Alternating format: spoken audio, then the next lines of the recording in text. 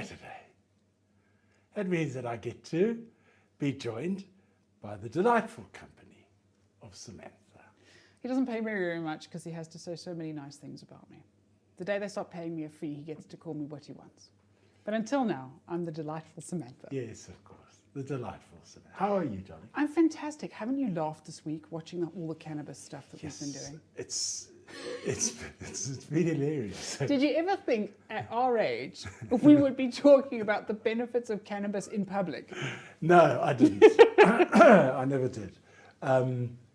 Because we're all sort of very, what's the right word? Conformist. Establishment. Establishment, Yes. That's a better word. Establishment. But there was a time when we were renegades. Well, you were a renegade. I was more of just a ren. But we both did smoke some marijuana in our time. Yes, Yes. we did. Me for a very short period. We'll admit it. We'll admit it in public. What was your... Well, first of all... What's your marijuana story? So, Dagga story? well, first of all... Yeah, you go. Dagga stories So vandaag. my Dagga story is a very short one, Yes. because I'd never smoked, for which I'm devoutly grateful now. But the problem... As in smoked normal cigarettes? yeah, Yeah, never. okay. So, and the reason for that is because I wanted, all my friends were smoking when we were 14. And I thought, what I'll do is I'll just see what I look like smoking in the mirror. And if I look nice, then I'll smoke. And if I don't, then I won't. But I actually have very short fingers and fat little hands. So I looked terrible smoking, so I never did. It was a pure vanity issue. I mean, forget lung cancer and stuff. That's what it was. Anyway, so I think because I'd never inhaled, like actually inhaled, I didn't really know how to inhale marijuana properly. So I remember the last time I smoked marijuana was because it did have a side effect with me, which was unfortunate. What's that? Well, some people get randy and some people get high, and I just got hungry. And I've been battling my weight since I can absolutely remember. So for me to suddenly have go on drugs to gain weight, it was just a week. And so what we had done is we had gone up the Melville Copies to smoke dope. And we came down, and there was a lovely cafe in Melville. I think it's still there, called De La Creme. It was on the corner. Don't know. Anyway, lovely bakery cafe. And we ordered one of every cake on display. Jeepers. They came and said, what would you like? Would you like, what are the cakes on display? And we went, yes, please. And they're like, which one do you want? We're like, all of them. All of them. And I think we sat, there were like 8 cakes, and we ate 8 slices of cake. And afterwards, like, Sam, what are you doing? You know?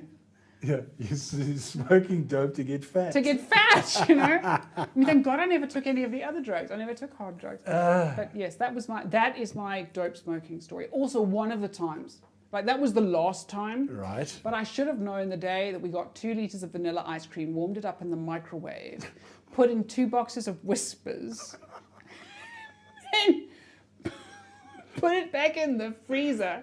Oh, we microwaved that a little bit as well, so it sort of melted. Sort of melted. And then we nearly cracked our teeth, having frozen this ice cream on this like death by, literally like dental death by chocolate. That should have been a clue. So what about you? I'm sure yours is a bit more renegade. I was thrown in jail.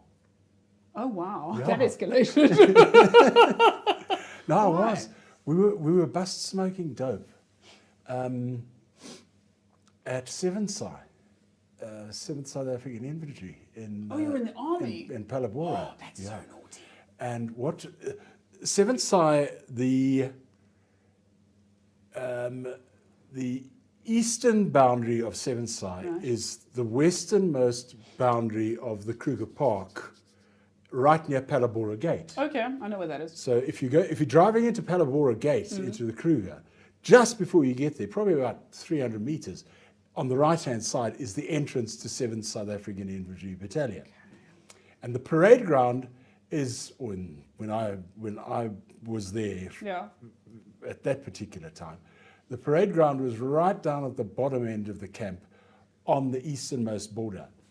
And I think we were bussed because must have been about 6 of us standing around at the edge of the parade ground having... Well, that was just stupid. Well, it was You dark. deserve to go to jail just for being stupid. It was dark. And I think the giveaway was the lion that was lying next to the fence going... Well, it started by going... Mm, So there was a lion right there. mm, mm, You're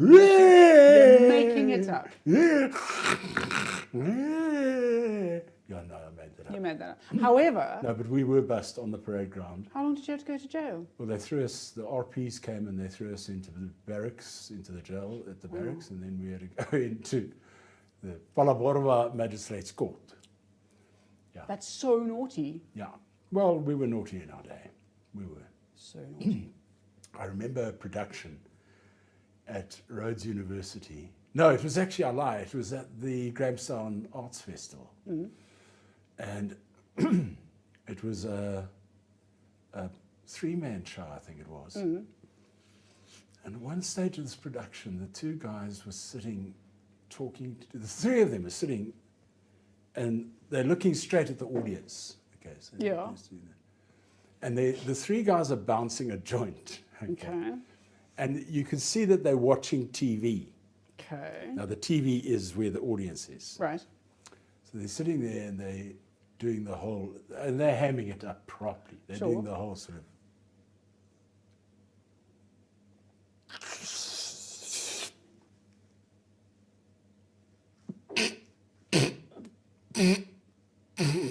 Okay, stop doing that. I don't think we've got insurance if you pass out on the show. Then they'd pass it to the next one, you see, he would take it. And at one stage, as this guy's passing this joint over, he says, "It's a great band, hey?" And the other guy goes, "Who?" And the first guy goes, "Yeah." Oh, no. I've never forgotten that line, but it was just the timing was just so Yeah. slow and so perfect.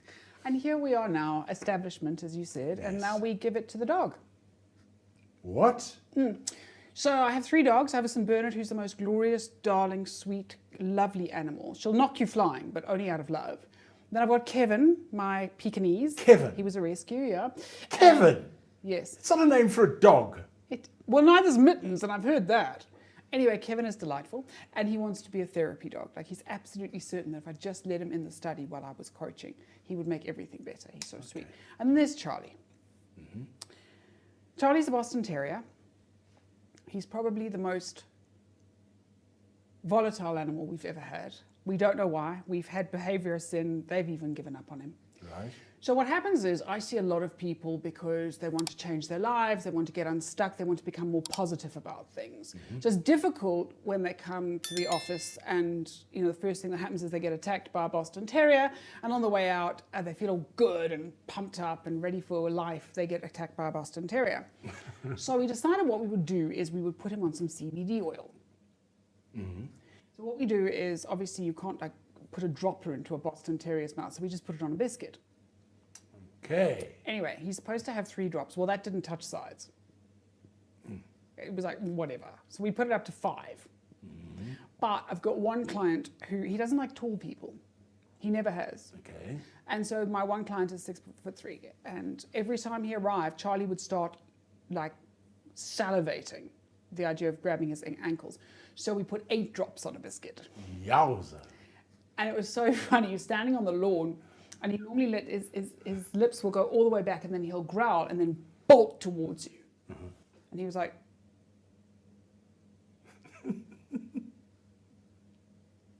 and then you could see him thinking, I know I'm supposed to be cross, but oh, I need to sit down. Yeah.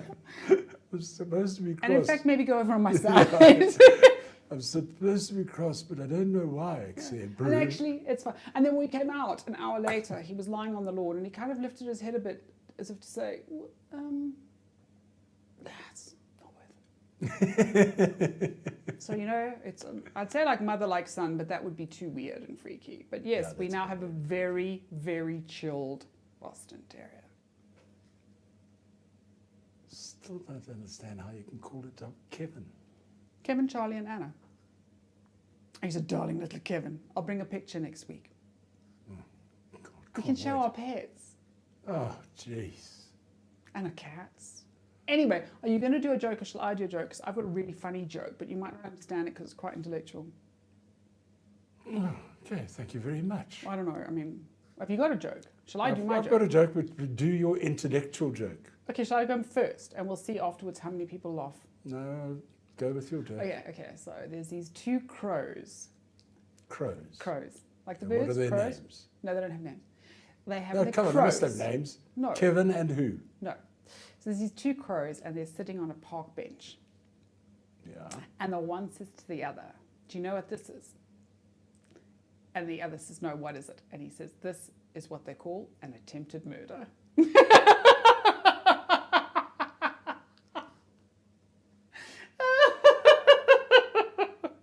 Why is it so funny? Well, because the collective of crows is a murder of crows. So you'd need more than two. So it's an attempted murder because they're trying, but there's not enough of them.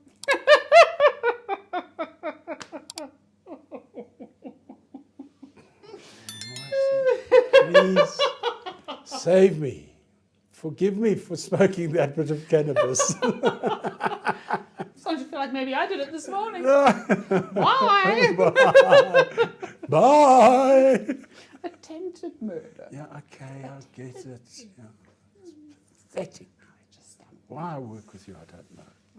Because no one else will have you. Oh. Glad that wasn't done on screen. It'd be very embarrassing. Well, After having told everyone where we smoked cannabis. That's even more embarrassing, actually. Glad they let it out. Okay, see you, darling. Bye.